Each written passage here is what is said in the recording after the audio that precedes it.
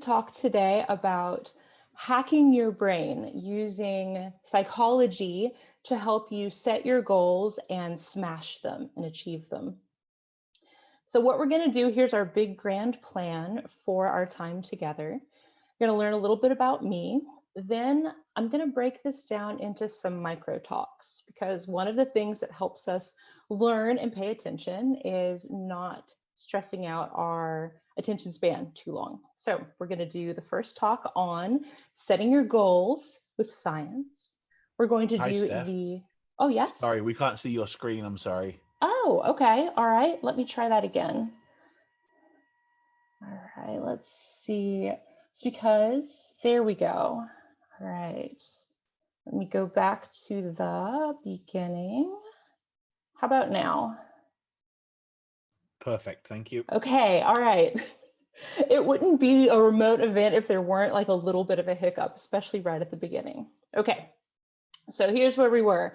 Talking about our grand plan. So first talk, I'm going to talk about setting your goals and achieving them.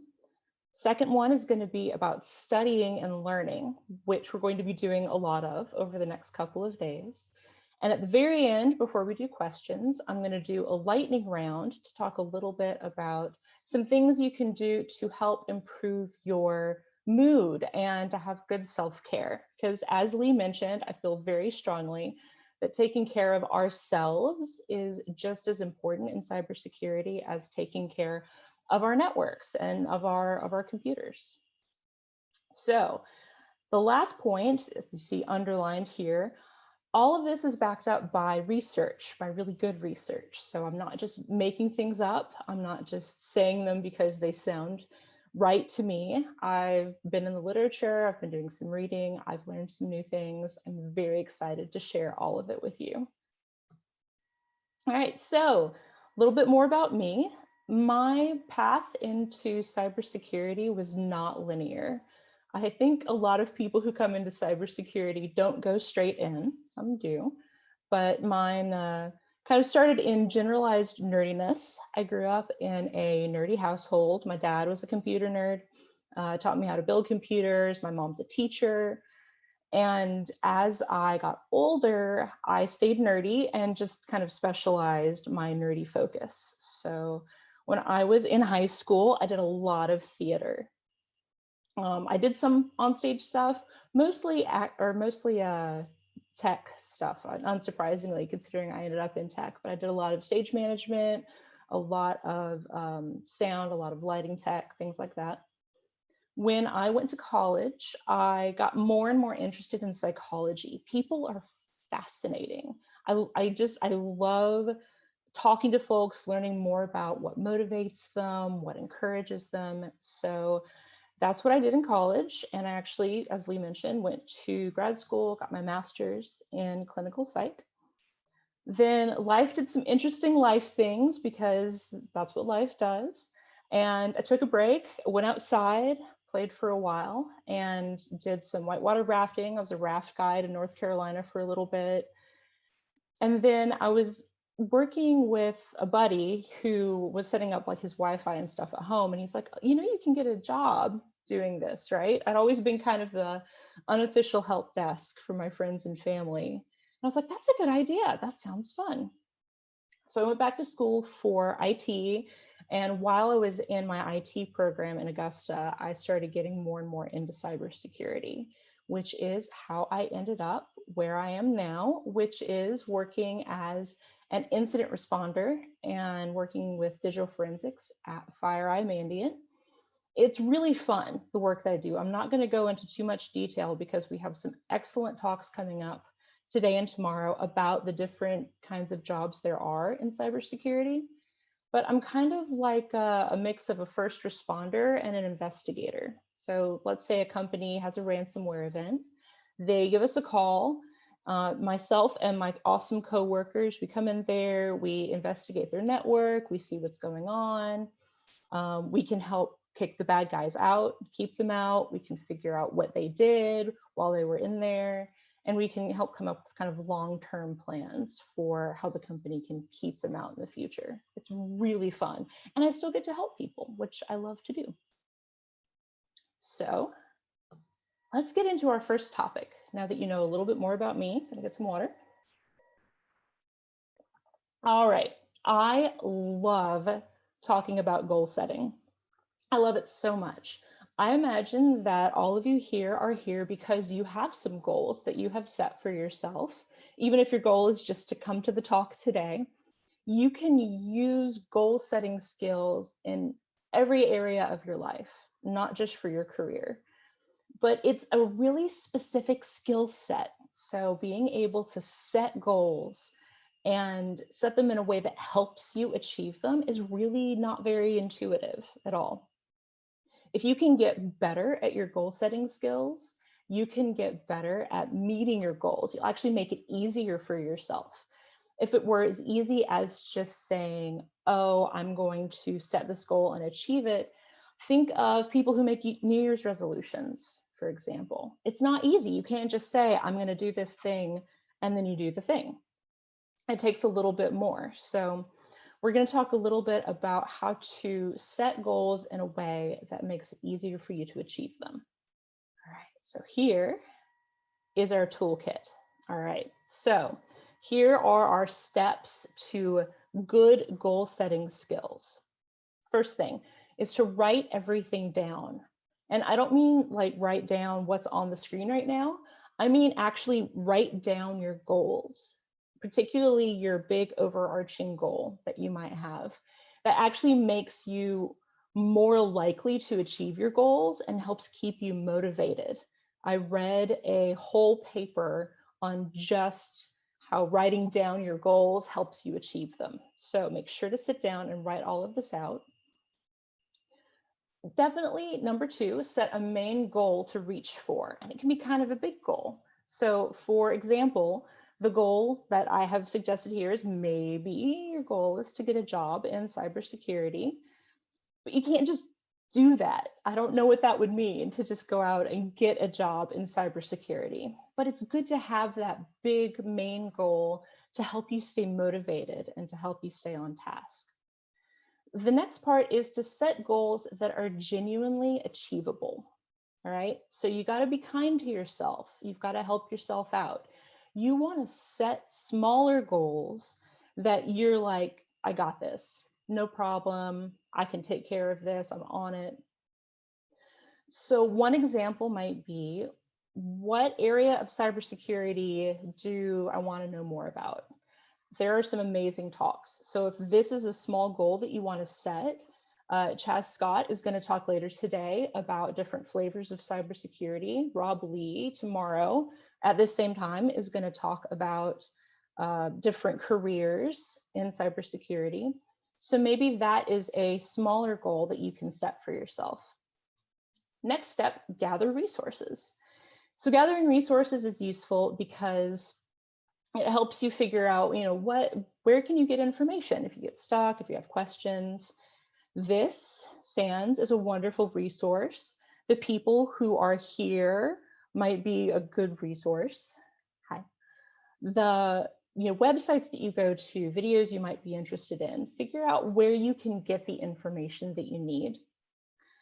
The next step is to anticipate challenges. So think about what might not go right. I know it's hard to do, to try and think about what might go wrong or what you might not know.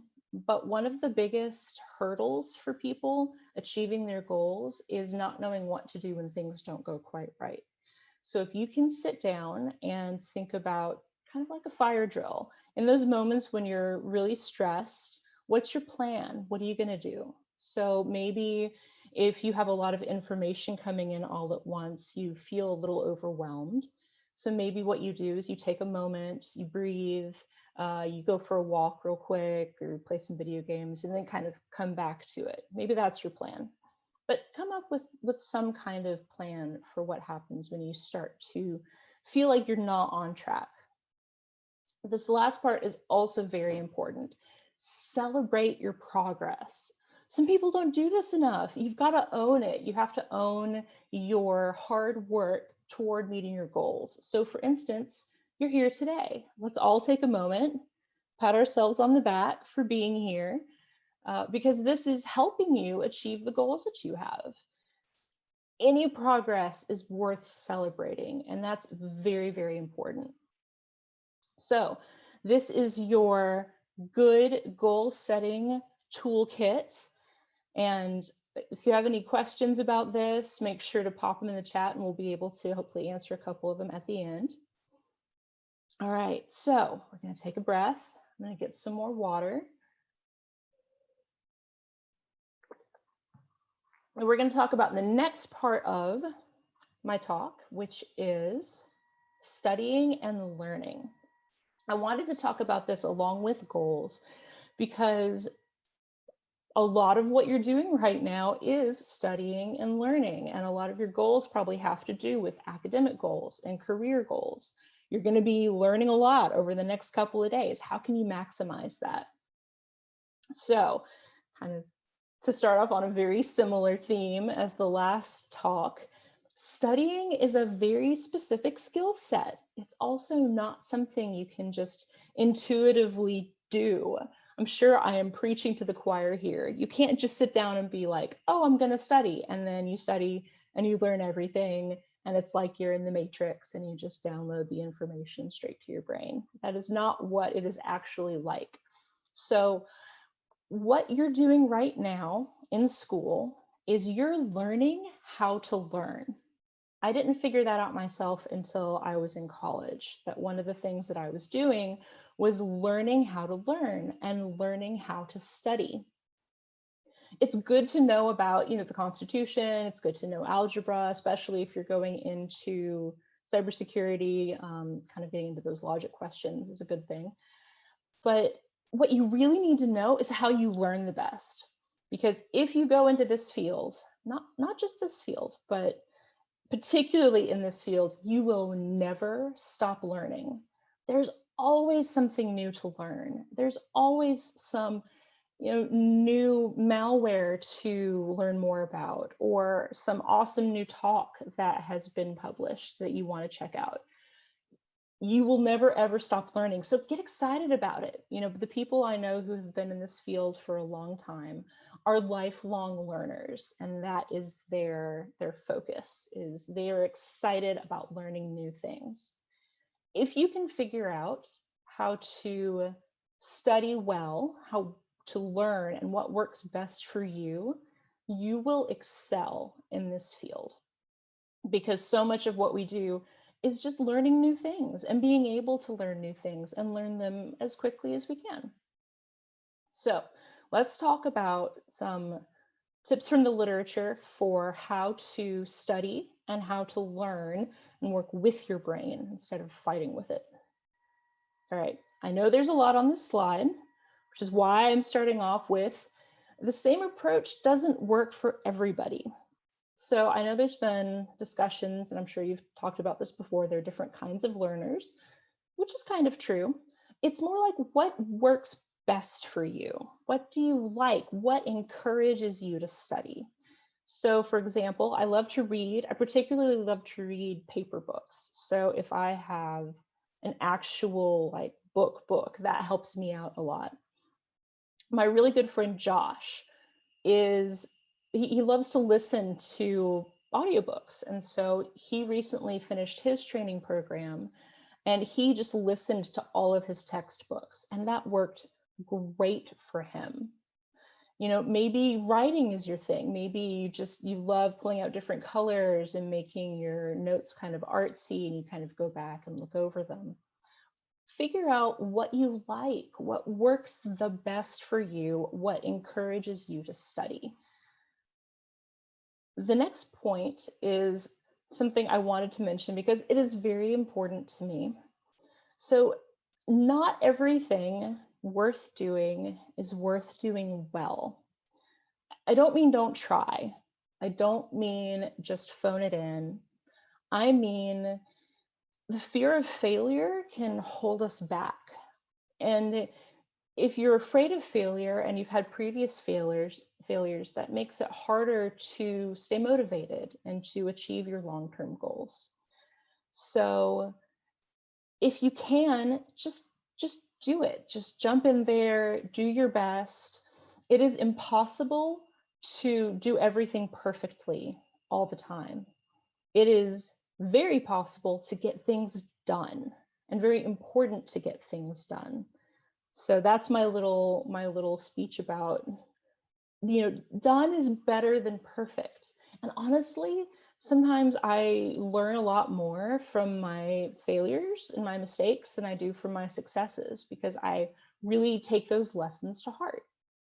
So make sure, just jump in there, give things a try.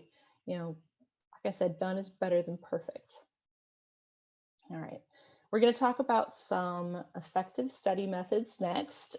This is really fun. I actually had not looked at the research on this in a little while, so I learned some new things myself.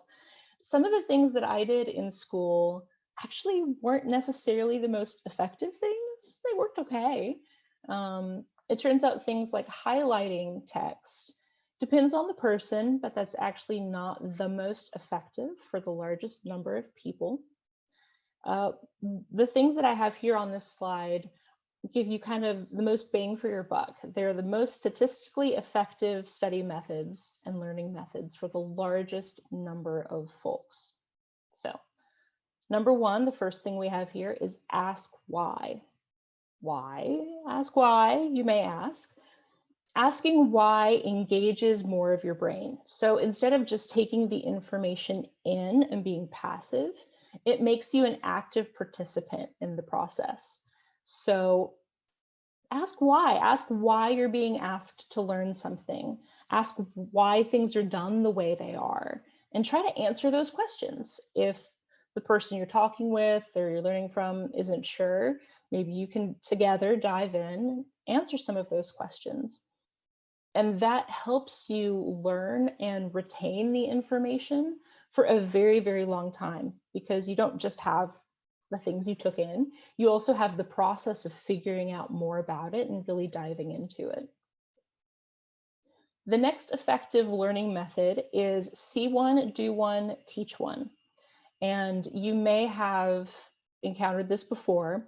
And this is really helpful because you, again, learn on all these different levels. So let's say you're learning how to investigate a system, right, during one of our investigations. So you might watch somebody do an investigation. Then you might give it a try yourself. Figure out what's easy, what's hard, go through your own process, start to learn, practice, which is very important. The last portion is to show somebody else how to do it. Nothing will help you learn and remember better than teaching other people how to do the thing. You have to understand it really well to explain it to somebody else. So see one, do one, teach one is very, very effective at helping you remember things for a very long time. The next one is to draw diagrams and pictures.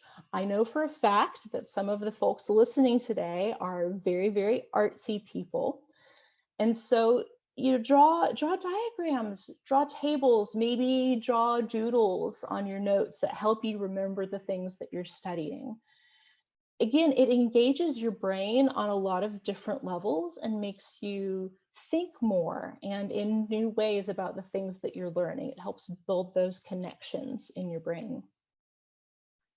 This last point, I did not take seriously when I was in school, and I regret, because practice tests work really, really well for long-term learning and for studying. And don't think of it as something that you do and then you feel bad if you don't do a great job at. Think of it as shining a flashlight on the things that you know and understand really well and the things that you don't. Practice tests highlight that better than almost anything else. So these are some very, very effective study methods for a large number of folks. There may be other things that work well for you too, but find them. Don't just take it for granted that what works well for one person or for your friends will be the thing that helps you learn the best. The last kind of section that we have here on learning is about your sort of learning habits themselves. So not just like what you're studying or the particulars of how you're studying, but sort of like the space that you create while you're learning. Try to space out your study sessions.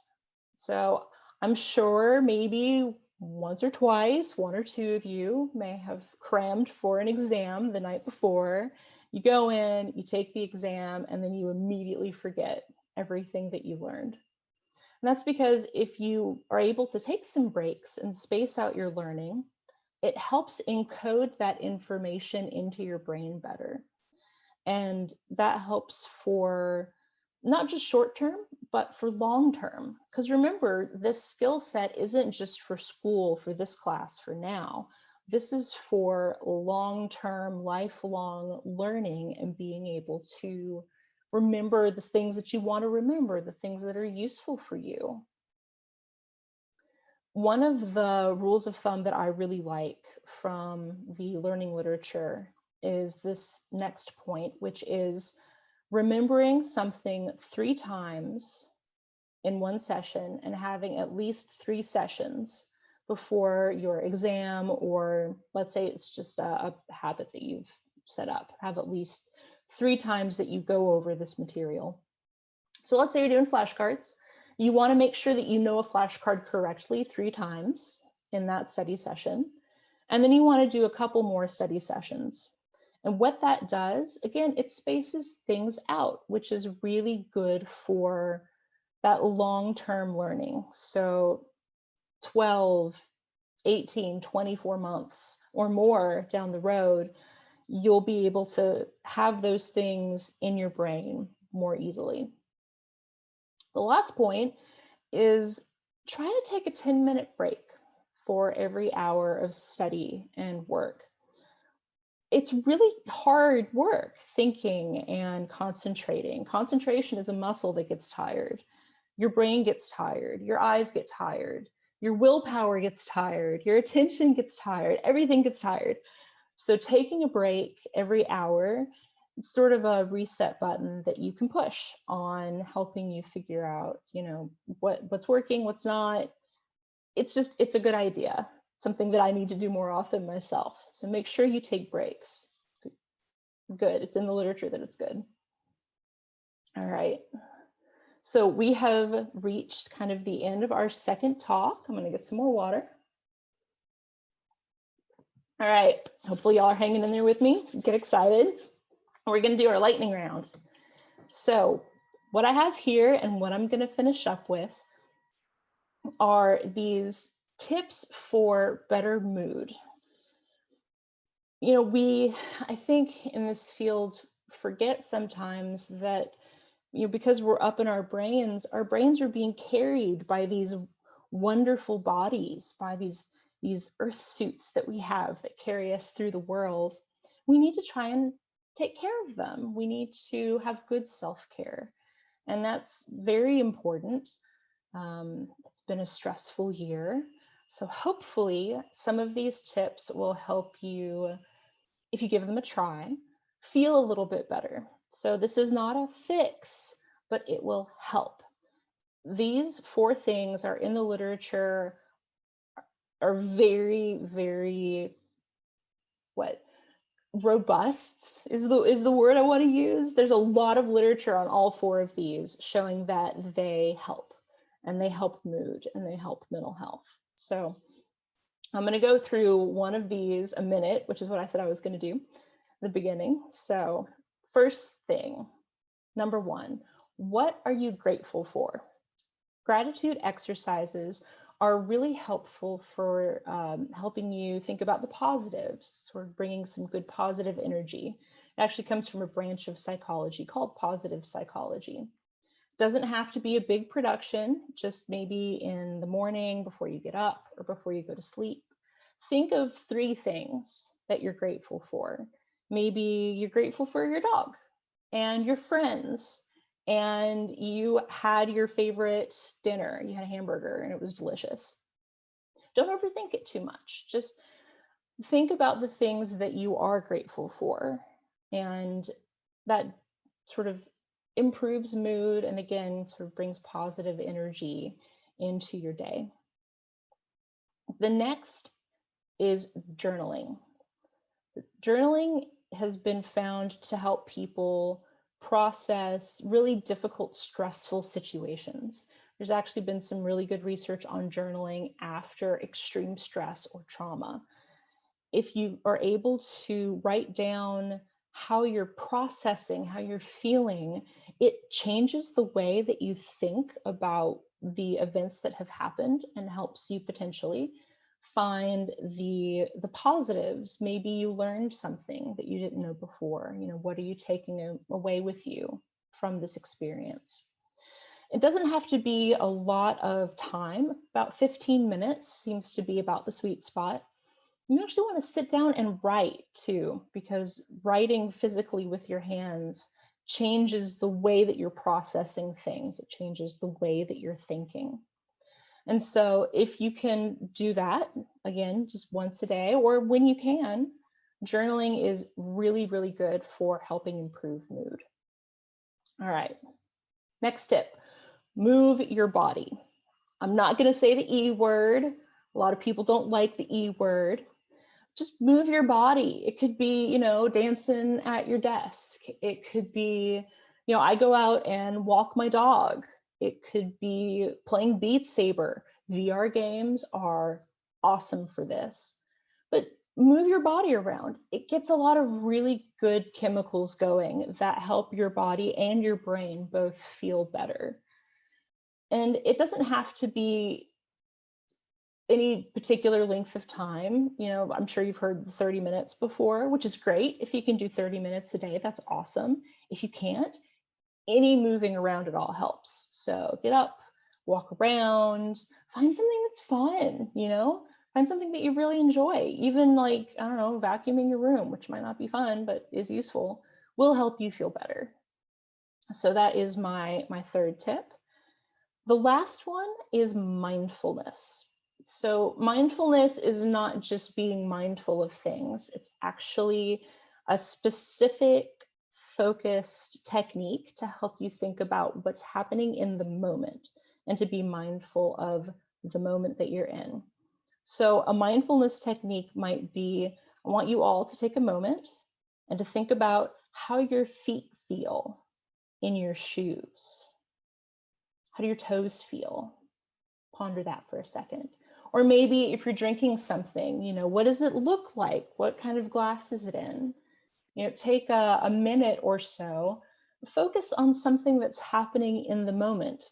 This is especially helpful for anxiety. If you're feeling kind of anxious or upset, it breaks those thought loops, those anxiety and upset thought loops, and kind of helps you have a moment of mini meditation almost. So these are my top 4 tips for things that you can do to help take care of yourself and to help improve your mood. You don't need to do all of these. Just doing some of one of them occasionally will help. It's just, like I said, these are the most solid tips that I have for how to improve your mood and how to feel better day to day.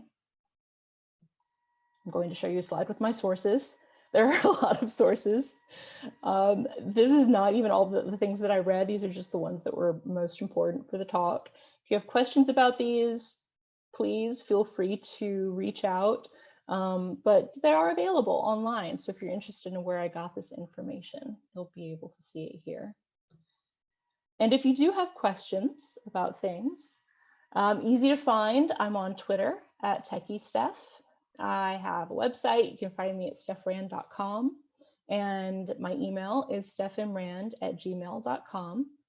Please be sure to get your parents' permission before you reach out or email, or have them reach out and email if you have questions or if they have questions. I would love to talk about this with you. I love talking about cybersecurity, and I love talking about how our minds work in this field. So if you're at all interested, please, please, please give me a holler. I would love to nerd out about this more with you. So that is what I have for my content today. And I would love to answer some questions if there have been questions. I have not been watching. So Lee, I think you were going to kind of keep an eye on things and let me know what questions there were. Yeah, a couple of questions came in. So one that we have here is what method do you find best for actually learning things? For me personally? Yes. For me personally, okay, so what I have to do is I have to set up my space in a way that makes me want to concentrate. So y'all, I don't know if you saw on Twitter, my battle station got posted. I have my office set up. So everything makes me want to focus. I get my snacks, I get my drinks, and I really have to create that space so I can concentrate really, really well. And then, like I said, I like reading. I don't know if you can tell that I like reading. So I try to find actual like books for the things that I'm really interested in, or if I can't find physical copies, then I read online. But for me personally, reading things is the way that I like to learn the best and the way I have the most fun. Okay, awesome. And then let's see. Do you have any tips um, for improving focus? Oh, it's so hard because it's a muscle again that we have to kind of develop, and so that's one of the points that I kind of danced around in the talk. But you can get better at these things as you practice. So for focus, I think one of the things that can help is try to get as much rest as you can. If your brain's tired, it makes it harder to concentrate. Be sure to take breaks and be sure that the environment is one where you're making it as easy for yourself as possible. So I mentioned my friend Josh, he actually can't concentrate if the room is too quiet. So he's got to have music or a video or something on, which is why the audiobooks work so well for him. And if you feel like you're having a lot of trouble, talk to your teachers, talk to your parents. There may be some options to help you focus. There may be some things that your teachers and your folks can help you do to help you focus as well. So there are other things outside of your own sheer willpower that might be able to help out for that. Wonderful, thank you. And then we mentioned about your psychology, the psychology aspect of things. How do you find that helps you with your career in cybersecurity? Well, we're all people. I am a person. You are all people.